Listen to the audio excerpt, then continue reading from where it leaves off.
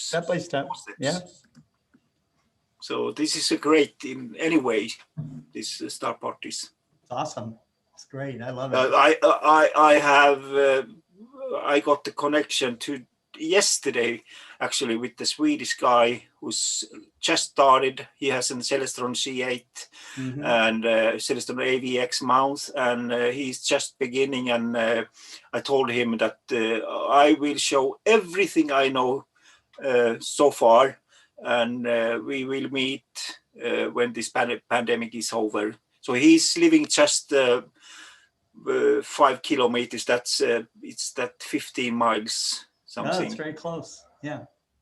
Yeah, it's very close. So we will meet and we will change experiences and so on. So that's very nice, and when you have so close. Yes. So I'm really into this to spread it, happiness, and I think this is the only society and the only society that shares and helps people on their level, because anybody has been there on that same level. Yes. Sometime. When because almost everybody is self-learned somehow. Right. I told him that it's better that you will make the mistakes in the beginning so you can compare what way is the right way, because you have to have a reference point, what's wrong and what's right.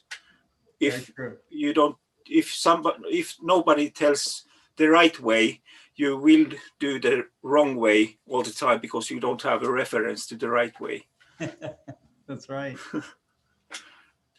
So I learned very much this from when I beginning to watch this. It was last autumn, somewhere September, October, when I joined the first time to watch and make some messages. But now it's beginning to be really fun when you can join with video and tell and ask questions and so on. And Jerry, when I told you about the spikes yesterday, and I wondered what the spikes were, that's when you have filters. I remember that Gary Palmer told about the different filters you have. They can make those spikes. Oh, okay. They can make those spikes. That was the Gary who told say that. Okay. And I was remember that you told that about those two spikes, but those can be because you have the filter too near sensor when you're imaging. What I remember. Right. So the edge of the filter gets into the frame and I guess diffracts the light. Mm-hmm. Yeah, those two spikes. Similar to what we saw last night with the dome. When the dome was there. Yeah. That's because I was asking you what was those spikes, because when you was talking about this when you're imaging or what can go wrong. Right. There's a lot that can go wrong. Yeah. True. It's more, but you learn every time you take mistake. You learn about those. Yeah. Right. And if everything goes right every time, it's going to get boring. I think we must have some how do you say? Hardship. We have to have some pushes, dark matter. Yeah. Yes. Yes. So if you have everything working all the time, then you're not trying hard enough. No. You're not pushing yourself on other things. Yeah, there is one motto I have also. If you don't fail, you have not tried. Right. You haven't tried hard enough, that's for sure. Yeah, that's for sure. You have to fail sometime. One time you really fail, and that's where you learn to stand up again and fight. Very and true. That's the fun part. That's the fun part of this. When you have got everything fixed, your network going down to the remote controller. The fun part is the whole Lo- running into an issue and then fixing it and understanding why Yeah. you were able to fix it. Did you find the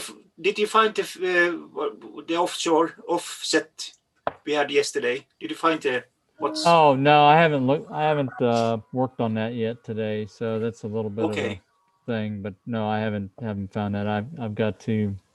Tonight's unfortunately is going to be cloudy, so I'm not going to be able to test anything tonight. Okay, Cherry. Now I have to make some coffee for me before this begins. So I will stop my video. I will be back soon. I will make some coffee. We'll wait for you, Pekka. Right. Don't worry. Okay, thank you. So, And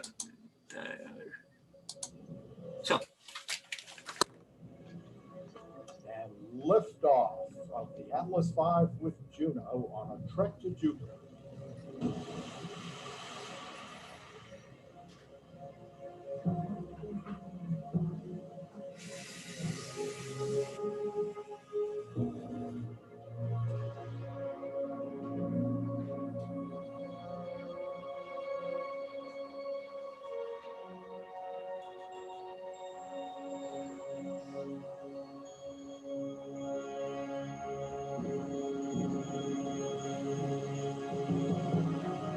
Oh, wow.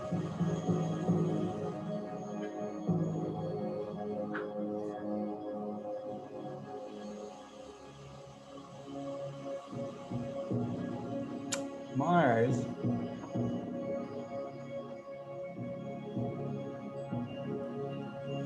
That's pretty interesting. I knew Mars was dirty. It's like Pigpen and the Peanuts. Oh, yeah, it's constant storm of dust. That is really interesting. Yeah.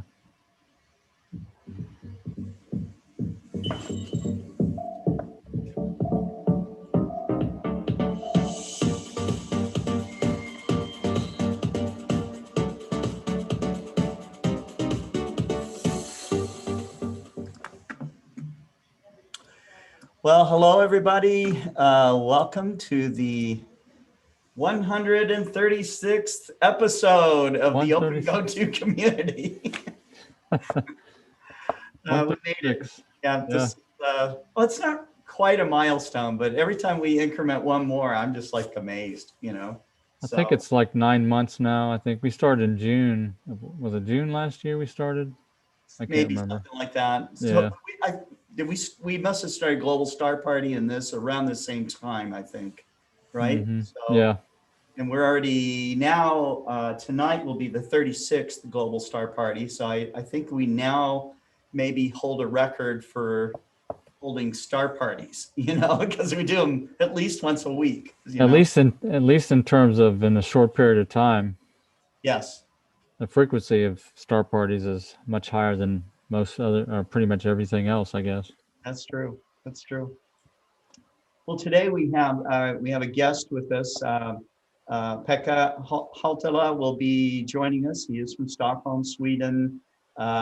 He's been attending some of our global star parties, and he's been in our chat for a while now, and it's been a lot of fun working with him.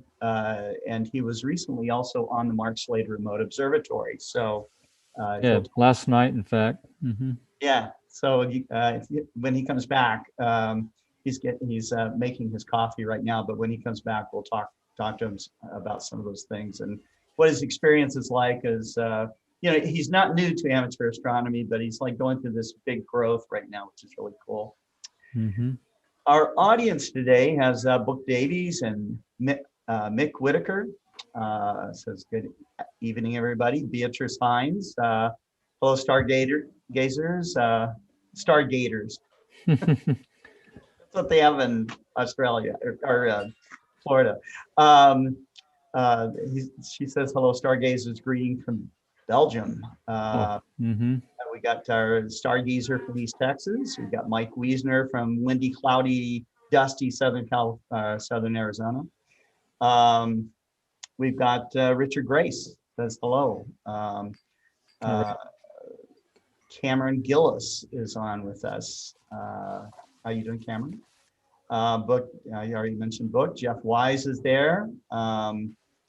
We have Harold Locke from Vista, California. I used to live in Vista, Harold, for a little while. I lived in Carlsbad, Vista, graduated from Oceanside High. So I think 1 or 2 times we beat your football team back in the 70s. That's right. My football team, and when my senior year, the Spotsylvania Knights were the state champions for our Really? football team. Yeah, we went undefeated all year. Oh, yeah, it's intimidating. We had a guy on the team that was almost 300 pounds. This is back in 1978. And our running back Hitting a freezer or something, you know? Yeah, our running back was a professional football player. He played for the Green Bay Packers, I think. Oh my goodness. Mm-hmm. Amazing. Let's see. We have some comments here. Beatrice says she missed yesterday's session too. Cameron, I was here on YouTube, but I think there was some misconnection. Yeah, you know, I have not changed any of the settings at all. Okay, none of the settings. And yesterday, or for a day or so, YouTube decided to choke for whatever reason. It's been choking going today. through a flow of different software connections to simulcast this, and sometimes they'll make a little update to something and it just doesn't want to talk, but it's fixed now, so that's good.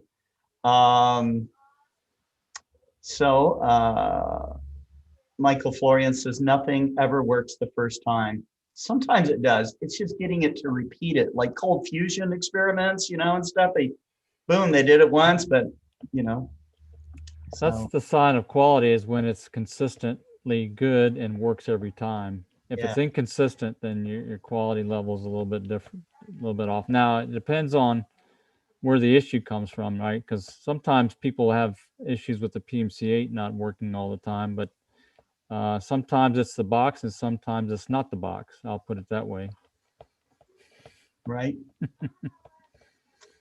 Tommy Hale is joining us, says greetings. Eduardo Simone, dust cloud following him around. Okay. Let's see. Richard Tenney says greetings from Utah. Love Utah. It's a wonderful place to do astronomy. Tommy Hale says, I picked up a Canon T6i from eBay. Looking forward to trying some imaging, taking baby steps. Carlos Hernandez is watching us and says, congratulations on our 136th episode. Yes. I know we should have t-shirts made. 136. Yeah, you need to make 136 degree field of view eyepiece. Yeah, not 140, not 136. Right. Yes. Right, 136. That's right. Then we can give one away today for that, right? We're going to give it. We can give Eduardo says he believes that June was the first OpenGOTO. Yeah, we believe it too. James, the astrophotographer's eye, says, good afternoon. Sorry, I'm loading the truck for tonight. So he's going to be on with us on the Global Star Party, which is cool. Pekka is going to be on with us, and he's there at Mission Control in Stockholm, Sweden, his private mission control. Yes. And let's see. Richard Grace was born in 1978. Richard, I could be your father, There you go. I would have been a very young father, but Richard, I'm your father. Martin Eastburn says, I was out working on my tracking scope, which is now dead. Now for another, but for the good one, the tracking one looks like a dead one off the line. Such is life. Oh, maybe we can help you, Martin. I'm not sure. When you said something about the names Astro, you had Stargazer. Stargazer. You said there's another word, Astrogator, but Astrogator, if you never saw the Star Trek technical manual back in the 70s, that's what the device was in between the navigator and the helmsman. It was called the Astrogator. Is what they used to navigate. Actual astrogator? That's a navigator, but it was for they called it an astrogator. It was a navigator for a space vehicle. I did not know that. Yeah. I know that. That's a good piece of advice, or not advice, but That's what we should call our application, an astrogator application. it's what Mike Rose used to call himself. He was from Florida. Yeah. He called himself the astrogator, Mhm. So Cameron Gillis says, congratulations on 136 episodes. I'm catching up with past episodes, now up to 102. The dude's binge watching, so It'd be nice. It'd be awesome if somebody could make notes. I got to get it up there. So Make notes while you're watching these episodes and send them to us. Maybe Cameron can be our digital librarian and Yeah, right. organize some things for us. I don't know. Then I can catch up on the 4-hour GSPs. When we did that Global Star Party with Gary Palmer, the European one, that Global Star Party went up for 6 hours. I mean, that was a long one. Yeah, that's a lot of time. Longer than a lot of real star parties, so. But this is a real star party. I mean, we're doing it, Yep. And we're doing it the only way you can do it if you're going to have people join you with you globally, so it's the only way. Tommy Hales, shout out to Randy Harrison of Looking Up Optics. He is a local Explore Scientific dealer, and he's been a huge help to me. That's awesome, Tommy. Thank you. Mick Whitaker says, I was 13 in 1978. You guys are making me feel old. Book says he was 12. Oh my God. Oh no. Yeah, somebody's going to say they were an embryo or something. Let's see. Martin Eastburn says, it was a T7C, but not from Astro. That bought from Amazon Cloudy Nights Group, unknown at this time. T7C. Well, hope you can get it fixed there, Martin. Anyhow, Pekka, thank you for joining us. How's it going out there in Stockholm right now? It's snowing. It's snowing. Do you like to see? Just a minute, I will connect my remote controlled. Yes. Let's see. Okay. Yes. Now I have to switch to my cameras.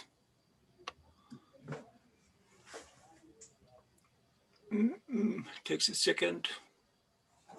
No problem. Jerry and I have blown up whole online broadcast episodes. Oh yeah. I had a good time last night with Pekka, showing him the MSRO. Yeah. That's good. Yeah, we had a lot of fun. Yeah. So what did you guys, I guess you'll talk about it more in the Global Star Party, but what did you guys try to image? We got a few deep sky objects. We did M1, we did NGC 2264 and NGC 2175. Let's see what's wrong with my password. Let's see.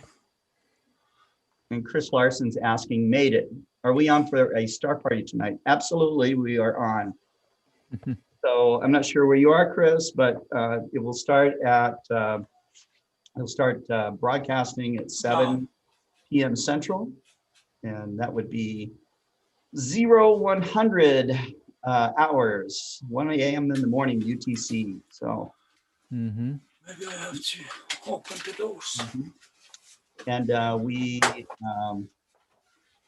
have a great lineup for you, so Carlos Hernandez is supposed to join us. I think this is the first Global Star Party he will be attending if he can. He's a doctor, so sometimes he gets called away, many times. Oh, really? Yeah. And so, if He's the, not like that guy. You hear about that doctor that had a court case and he's did a Zoom session into the courthouse, but he was at work. He was in surgery. And he got on the computer in the surgical suite and got on and did a Zoom session with the court. And the judge would not let him testify. why not? Because His life probably got you could see heart in his hand, or the brain or something. they said that they said that you could see the patient in the background on the table. So that was pretty wild. I just ran across that last week, a story about that. Yes.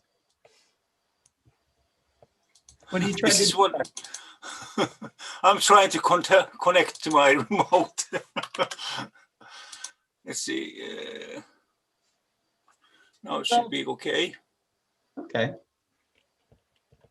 Oh, by the way, at the very first part of the show here, I posted this link. I'm going to post it again. This link is to a news story about a very rare type of meteorite that landed in a family's driveway at the end of this February. I think it was February 28th in the UK. And so it's extremely rare type of chondrite, I guess. And so they thought it was like a lump of coal that was hurled at their house or something and landed. Oh man. Yeah. I don't know, Scott, why I can't connect to my. No, it's okay. It's okay. My cameras anymore.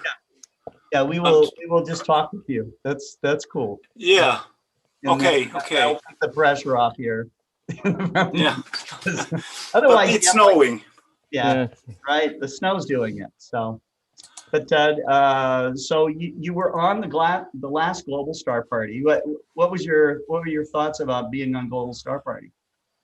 It was really exciting. I got many new things to think, many tips, imaging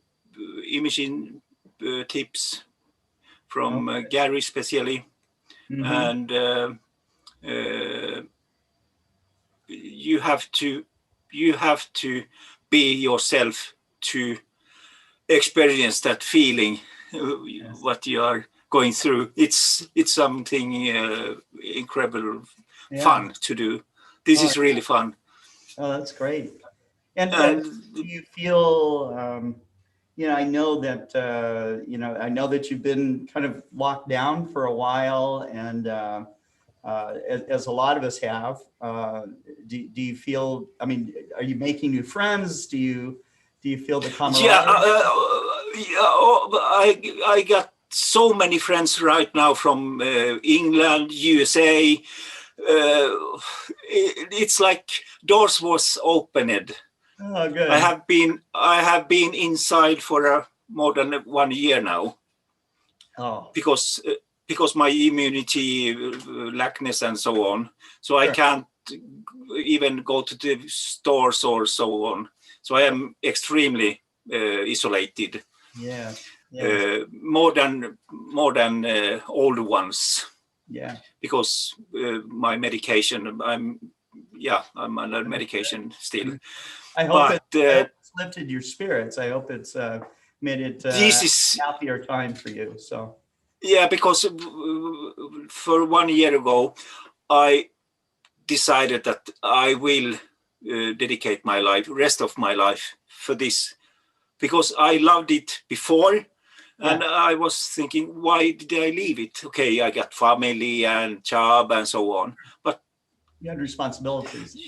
I was on off track, and what happened for 1 year ago, it got me back to the track, and I thought, what the hell, let's go all in. Well, good luck. And I definitely do all in. Yes. And now it's only learning, but because of lack of training of outside imaging and so on, because of the sky, so I'm just reading, watching, listening. but no practice, no really doing this. So, but it's really fun. Like yesterday with Jerry, it was like a soul opener, not just an eye opener, because he told me that you can really do visual also with the remote telescope. You can take a picture and just watch it, the picture. Yeah. It's not 3D, but you can feel it. And I was, because I thought the remote control is only imaging. And I was onto it totally, like watching on the tunnel. And that was what's out of the box. And I was really happy to hear that. That was a mind-blowing. I didn't think about it, that you can take a picture anywhere. It doesn't have to be nebula or Right. Just take a picture. So we just went around the sky, right? We just went around the sky to different objects, star hopping, with the remote telescope and taking a picture, just like we're looking through the eyepiece. Exactly.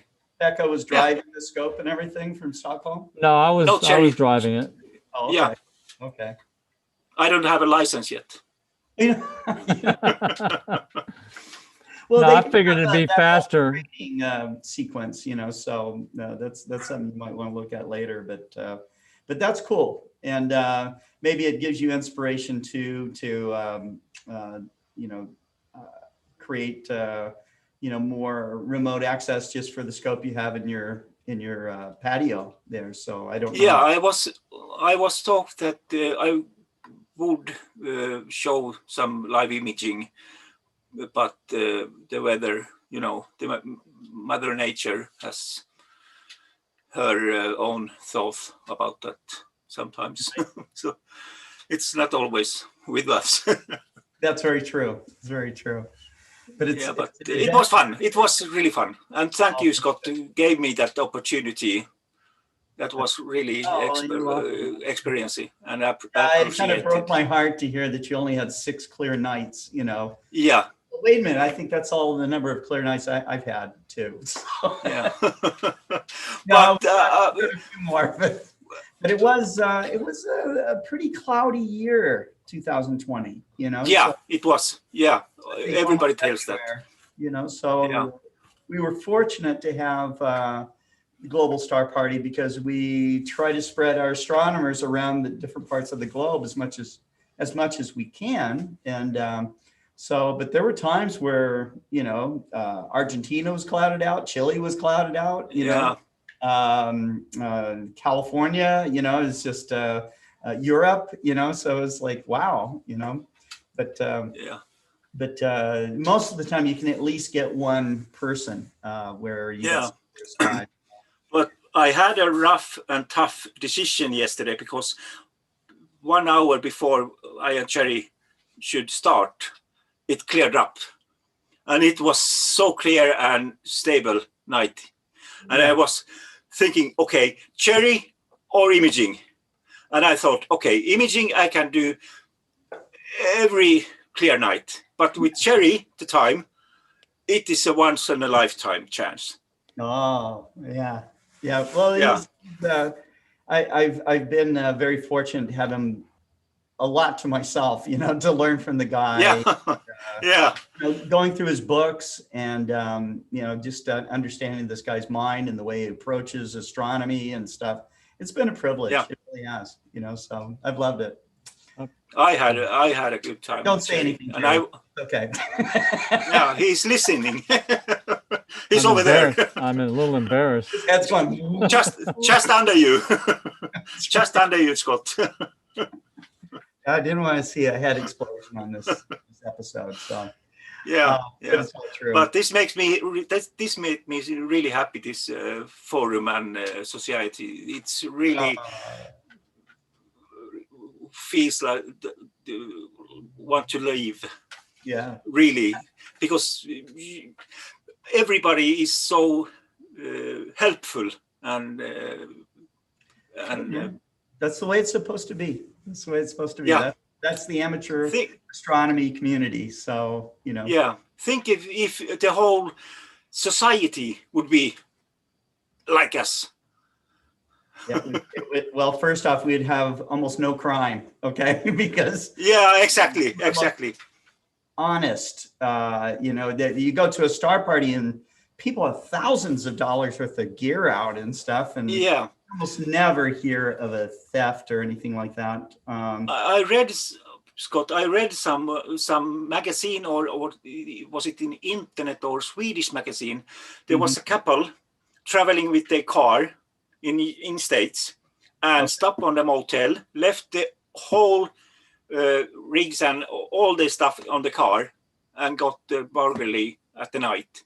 But there was so special scopes and handmade stuff, and really special, that they told that they can never could be sell those in States, because nobody buys that kind of If they things. see them on eBay or something, they're going to find out. Right, that's true. Yeah, but it's one of the reasons why we also put serial numbers. We put serial numbers on all of our eyepieces and this stuff. So if somebody has something stolen, they can report it to us, you know, like, hey, I had this serial number stolen, or they can insure it. It's easier to insure that product or that equipment, that gear, with your, maybe like your homeowner's insurance, you know. They like serial numbers, you know, so, and it's easier to report that. Thank God it doesn't happen that often, but no, it can happen. Usually on a star party field, though, you just don't see it. It's very rare. I'm not gonna say because it has happened. Dark. Yeah. But so, the used market in Sweden is so little right now, and if there is a scope or something for very low price, immediately you think, okay, this is something that everything is not correct. Yeah, right. Yeah, like $100. Nobody sells his triplet for $100. So maybe an angry husband or an angry wife. That has happened. That has happened. I heard crazy story. That happens on the 80s in Sweden. There was a couple, and the guy left and found a younger girl and moved to Australia, I think, and sent a letter to his wife and told that sell everything and send me the money. And he has a Porsche 911, and she sold that for 1 crown. It's 10 cents. Here's your money. Here's your money. Yeah. Wow. So that can happen. That takes a lot of gumption. So yeah. Pekka, your English is so good, but you were telling me before the show started, and you told me before that it's been 20 years since you've spoken English on a regular basis. Yeah, 2000. I finished to Ericsson. Good Lord. And I have since then I have not spoken English at all, almost. I look the programs without text, and I love science, Discovery Science and CNN and so on. So I listen daily, and I think in English, and I have started to speak to my wife English. Oh, very good. A couple of words, because they are easier. That's awesome. I read it, I listen it. So, but thanks, Scott. It will be better on the time. Oh my goodness. Well, I see that Jim Norwood is on the chat here. Yeah. He's in Oklahoma. Take the other ones. And yesterday, we had Daniel Barth. He came to our facility, and Jim, I'm sorry I didn't see your message until much later, but he came by and inspected the giant binoculars, and he wrote a little review. So we'll be posting that up on our site. I think he decided to go ahead and buy the giant binoculars as well, but we wanted to test that market. It seems like it's going very well so far. So just that little side bit there. Pekka, you're going to be on with us with Global Star Party tonight. Thank you, Scott. Thank you. Yeah, yeah. So what do you hope to do tonight? What are you going to show? I have not so much to show if I don't get my remote cameras ongoing. I will try to fix Okay. those. All right. So those are also remote controlled. You have a whole lifetime of experience to share with us. So Yeah, but it'll be I will talk about the experiences with Jerry yesterday and a little bit of my remote control system, because I have done now 2 days almost every hour to just install every program and download the star maps and for what do in APT those ASPS and ASTAP and the for plate solving. Okay. And right. get everything in the box, so everything should be okay. And I just I have to tell this to Jerry. He showed me the pinpoint focusing with the focus motor, and I was so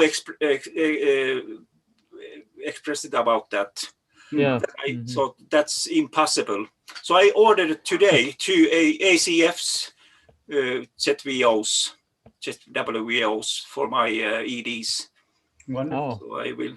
Yes, I need to remote control to focus there also. So I ordered it today. Yeah, so the autofocus in Maxim DL is really nice. Pekka got to see how that worked and how it resulted in the it really was tight incredible, stars. incredible. It was like eye pinpoint. So it was really, really fun, really fun. It was like a science fiction movie. It was like a explorers, discover science channel.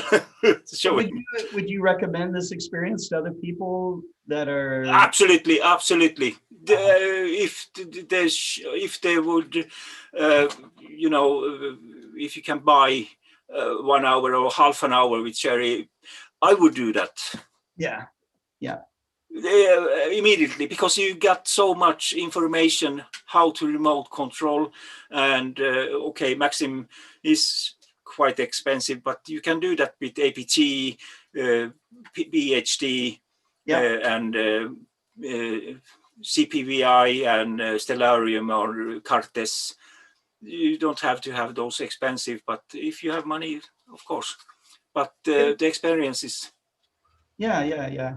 That's very cool. You can see that this is possible to do with less money, because this hobby is expensive. Everybody knows that. It's ruining you. But it's expensive until you realize that you're investing in yourself. You're spending money so that you can learn. Exactly. And the fun, that the change you got of every $1,000. So that's more giving. Gambling it away in Las Vegas, for example. Yeah, or buying a very expensive car. You don't get that experiences when you drive it. You don't. It feels good for a little while until you're used to the car. Then it feels like any other car. Yeah, exactly. Or you have it in your garage and drive twice a year. Yeah. When it's very sunny. Yeah. Right. You buy it for $500,000 and drive it twice a year. I met a guy who had one of the very high-end Audi sports cars, supercar. Okay. Yeah. And the whole body was carbon fiber, and he had purchased one of the carbon fiber telescopes. And he went into his garage and he peeled back this special cover that was on it and everything. And he said, I said, wow, do you drive this a lot? And he says, no, I've only driven it 4 times. And this was a very expensive car. And I was just like, and we do have very expensive telescopes, but we use them every time we also can. You get, that's right. Every second we use them. I told Pekka, well, we've got the 165 in the observatory, and we use it every clear night we can, right? So it's a fairly expensive refractor, but again, we use it. Yeah. Yeah. Think buy a telescope for, let's say, $15,000 and have it in your closet. Never touch it. No. No. We never gonna use that. Well, the telescopes are intended to last for more than a lifetime, and Yeah. um, If you maintain it. yeah, and if you put it in terms of, traveling to the stars or whatever, traveling to a galaxy, the investment per, kilometer is very inexpensive. Yeah. Even Right. Because per light I year. have a small tip for everybody, because I have, when you buy clothes or electricity, you have these small bags inside for the humidity. I have 4 or 5 in my case in telescope. Mm-hmm. In every case. It's desiccant. Yes. Yeah, it makes the humidity in the small bag. That's So right. I have it in my case Wonderful. all the time. Good idea. Yeah. That's a good idea. That's, humidity and dust and the combination thereof is really one of the worst things for optics. Yeah. So, Yeah. So I have those in every case, even for filters and reducers, and everywhere there is a glass or optic, I have those small bags.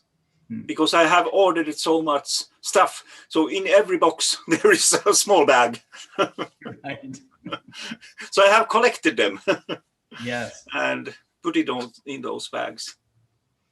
Well, So, great. Well, Pekka, I'm looking forward to having you on the show tonight. We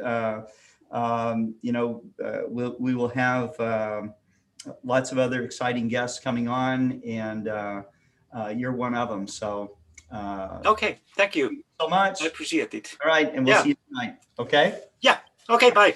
When it went up, what time it started? 7 p.m. In Universal Time, it will be 0100. Okay, it's 2 a.m. 2 a.m. Swedish time. Yeah. Yeah. And, okay. Good. All right. Thanks, Pekka. Take care. Okay. Thank you. Thank you, Scott and Jeff. Thanks. Yeah, Cherry. I mean, Cherry. Bye. Bye-bye. Bye. So yeah, God, what a great guy, so. Oh yeah. Yeah. So, I guess, I've talked a little bit about Global Star Party tonight. This Friday, I think, is at 6 o'clock. We've got the Astronomical League Live #4. It's their 4th program. And so they always have a lot of great speakers and stuff. We'll be broadcasting that. You can see that on the calendar. I think that's the, tonight, and then Friday night are the big events that we have. I wanted to talk a little bit about Dr. Daniel Barth. He is a university professor at University of Arkansas. He has written a book on, to help educators teach astronomy in the classroom. And so that has really taken off. We've mentioned his book a few times on this show. And he was telling me last night, as he was looking through the binoculars, how many books he's gone through. Now, this book is it's a freebie. It's a free download.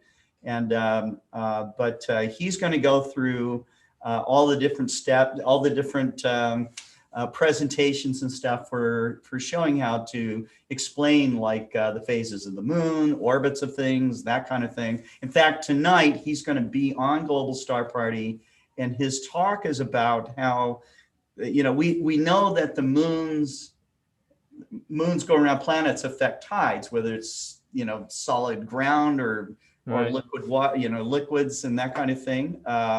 But also those tides affect the orbit of the moon too. And so Mars is affecting, Phobos and Deimos. And, so I'm not going to go too much more into the explanation because he's going to do that tonight. Right. But, what he's learned about through his research about what's happening with those moons is pretty incredible. Our moon too is affected by our ocean tides and our terrestrial tides as well. And so it's it's not just a one-way street there. So it's pretty interesting. Molly Wakeling will be with us. Dave Eicher, of course, is going to be with us too. Dave will be talking about the distance scale of the universe, and David Levy will be. It's always a surprise what he'll be talking about. But we almost missed him last time. We had to wait. He almost. I know. He like took off. He was. Yeah.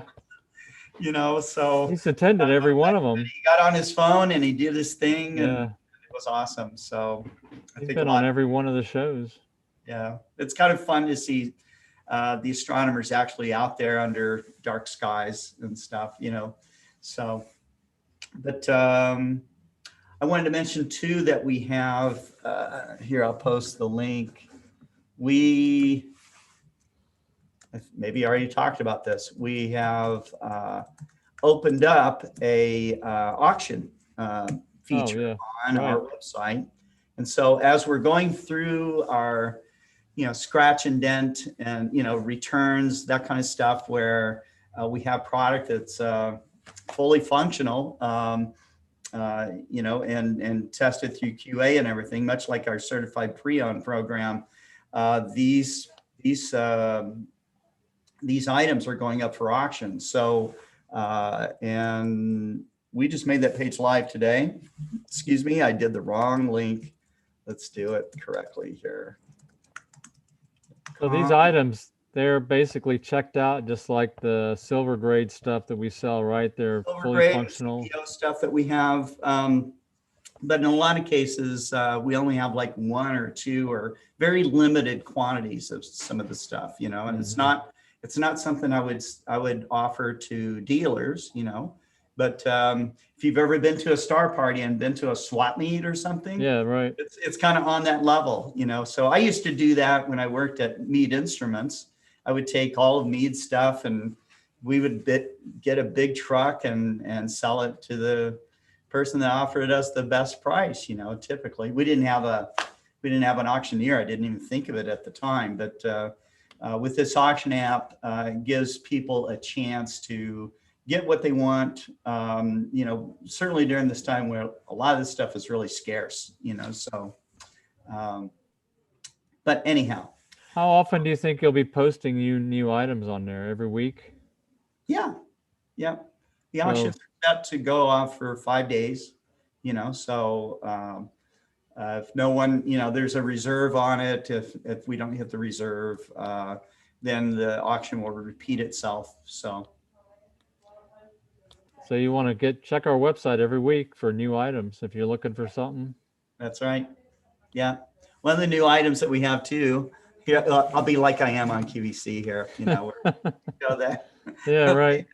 Things. This is something I've started to play with here. So it's a weather station. I think I'm going to connect this to my telescope that Jerry and I have been putting together. That's the telescope back there, as you can see. And this has a telescope drive master on it. It has a NUC on it. It has, it is all set up for remote access through Zoom. So Cameron Gillis was asking about it. And I've been using it this week and last week with Zoom. Yeah. Doing some testing with the new firmware. Right. I've got an announcement with that too at some point, Scott, whenever you want to talk about it. Yeah, we should talk about it. But I have it on wheels, so I can roll it around. That's nice. So I can get it in and out really quick. It is already polar aligned, and I have marks out there in front of Explore Scientific, so I can get it out there, put it on the marks, and That's the best way to maintain consistent results, and that's what everybody should be doing. If they have a specific spot that they set up their scope, their mount, they should always put marks on the ground to put your tripod. Once you've got it dialed in, just keep it that way, and then all you'll take is 5 minutes or less to do a polar alignment to tweak it in, and you'll be good to go. Right. And you don't even have to if you don't feel like it. You just put it out there and start using it. You'll be close enough. Andrew Corkill says you need some wire management on that scope. We've done already some of it, but yeah, it does look kind of like a Frankenstein type of thing. There's a lot going on there. There's 2 cameras and you know, power. Yeah, I'd hate for him to look at the MSRO. It's not quite as good. It works fine. It's just that we change things in and out, and we don't want to tie things up into a bundle and have to untie it every time we change something. Right. It gets to be a little hassle. Yeah. But I'm excited to get this thing all worked out. This thing, you know, catches rainfall, which hopefully I never have to experience with my telescope getting rained on. But barometric pressure, wind direction, wind speed, all of that stuff is right here. Really easy to hook this thing up, and it runs off the internet. So what you do is you get this thing and you create like a weather underground. I think it's a weather underground account, and then you could just look up on the internet for your own location, like your own weather station, and somehow that also contributes to the network of private weather stations, so you can get a lot more accurate information about a particular area. So I've set a goal for myself to develop an ASCOM driver for this system so that you can include the data into your images when you're doing bits file header. Oh, that would be cool to actually have it like a text line in there to. Yeah, it'll be the different values for temperature, pressure, all the stuff for that image, whatever the current data is for that. That's what I'd like to do. Very cool. Very cool. You can find those on the website as well, but I don't have any up for auction, but I think it's a nice little deal. Anyways, I'll stop selling now. Okay. We'll let you talk about what we came here for, which was to talk about the PMC-Eight and new firmware. So we've been testing it, beta test, for the last almost 3 weeks now. We've gotten Wes McDonald has been instrumental in this beta release and on the firmware, and then also we've got Bob Hoskin and Chuck Lewis have been really tirelessly working on this thing and giving us feedback on the operation and how this thing has been, little bugs and features that they find testing things. And the nice thing is that Bob Hoskin runs a Windows 7 machine to do the testing, and then Chuck has a Windows 10 machine, but they've got different configurations and different things. They're just typical users, so we can make sure that when we release the ASCOM driver installation package and when we release the firmware, that it's going to be as good as we can make it based on our beta testing. And so the announcement I want to make today, and I just created a new subgroup on the forum called the PMC-Eight beta test subgroup, and it's you have to apply to join. So I'm going to release this probably by the end of the week, I think, or maybe next week. It'll be a public beta. So anybody that's interested on our forum will be able to download and try out the new firmware and the new ASCOM driver for their own system.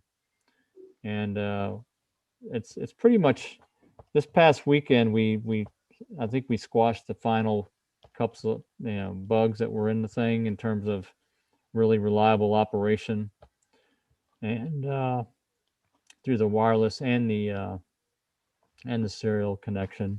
That's one of the things that's going to be a big benefit for these testers, and actually when we release it, is that it's one firmware for everybody. And like I said before in past episodes, you don't have to switch excuse me. Water. You don't have to switch. I don't have my water next to me. What do I do with it? Anyway, you don't have to switch between wireless and serial anymore. They're both available to connect to each. If you want to disconnect your ASCOM from your serial and use it through the wireless, you can just turn it on or with your driver settings and do it. you can connect to the, if you don't want to use ASCOM, you just want to use your Explore Stars, you can disconnect your ASCOM driver and just connect up your Explore Stars without messing with it. So that's a big benefit right there. And there's a few little other features that I'm going to update. So the people that we've already got, like probably, let me see how many people, 10 or 12 people already that have submitted their registration to application to join the subgroup. And I'll probably approve those later on this week. And I've got to put out a document for the beta testers and the public beta, and I'll put that on the forum and also send it out to the main. I'll put that on the main forum so everybody can see what's involved with getting on there and what I'd like people to do with the beta test program. Yeah. So this is the first time we've had a public beta testing, although you could say that the first release of the system was kind of a beta test. Since we didn't have a lot of people using it. Really new. It worked. I mean, it worked. We had enough people internally and some selected testers that we knew that it was fine to release. Yeah, like Steve Malia, who's one of our dealers. He bought the, I think, numero uno of the PMC-11, right? Yeah. And and I worked with Steve directly on some issues early on.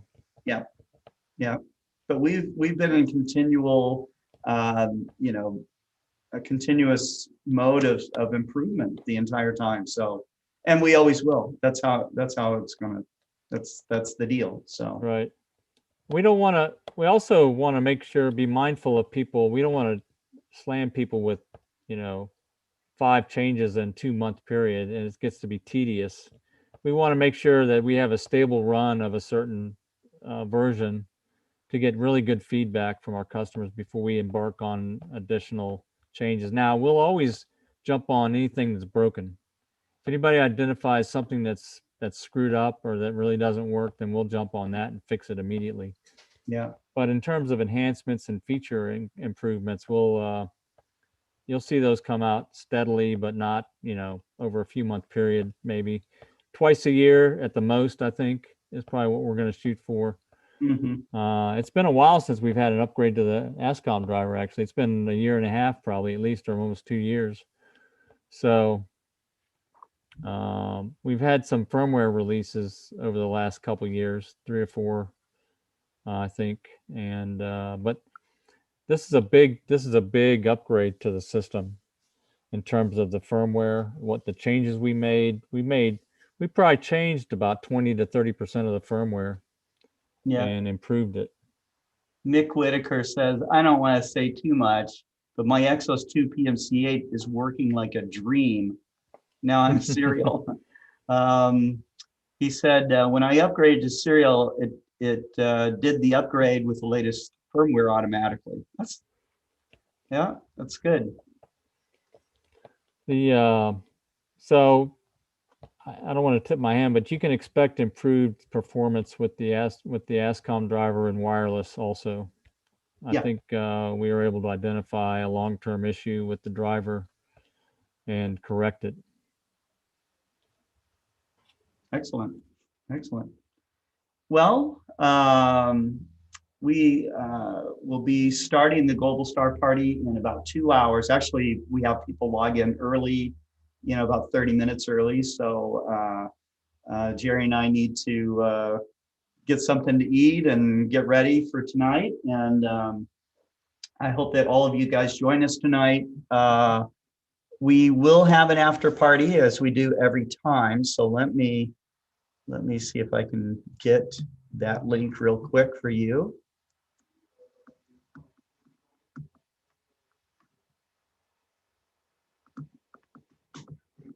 Just bear with me here for a second.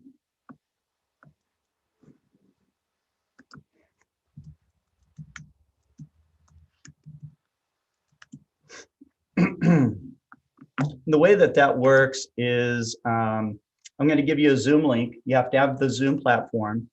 You want to, of course, check out your you want to check out your audio, video settings, whatever it is that you're going to do. If you're going to image live through your telescope, you will want to, just kind of test that out a little bit before you go live with us. That just makes it the flow of it a little bit better. And so we're going to have Kent will be on about 8:30ish or 8:45. I think he said 8:45 p.m. That's Central Time. And you will use the link, which I'm going to give to you right now. Here it is. And there it is. Okay. So we have speakers coming on at 7, and we'll run for about an hour, 45 minutes. And then we'll start accepting people into the Zoom room where Kent Martz will check out your system and everything. And then once he says, yeah, you're good to go, then he'll give you the link to the actual Global Star Party. And you'll log out of his Zoom room, go into our Zoom room, and when you come in, you're live. Okay, there's no waiting room. Okay, so and it's like you're entering into a TED Talk, so you have to present. You can't just, it's not for hanging out. If you want people to watch, then what you could do is just either give them one of our social media channels, or you can send them to explorescientific.com/live, and I have links to all of our social media channels from there, and it's on the social media channels where you can chat, which is a lot of fun.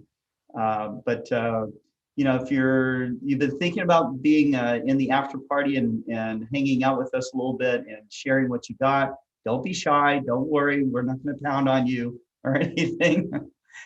And I think you'll really enjoy it. I think you'll find it to be very rewarding. So, but that's all I have for this afternoon show. Jerry, is there anything else you'd like to add before we call it a night? No, I'm just muted the channel because the dogs are barking in the background, so that's why I was muted. It wouldn't be a normal program without your dogs barking. I know. My kids go in and out all the time. Yeah. All right. Okay. So we'll see you guys in a little while. If you get a chance to get something to eat and rest up a little bit, because we'll be on for about 4 or 5 hours for a Global Star Party starting at 7 Central, 0100 Universal Time. Take care. Thanks. And there's the dog.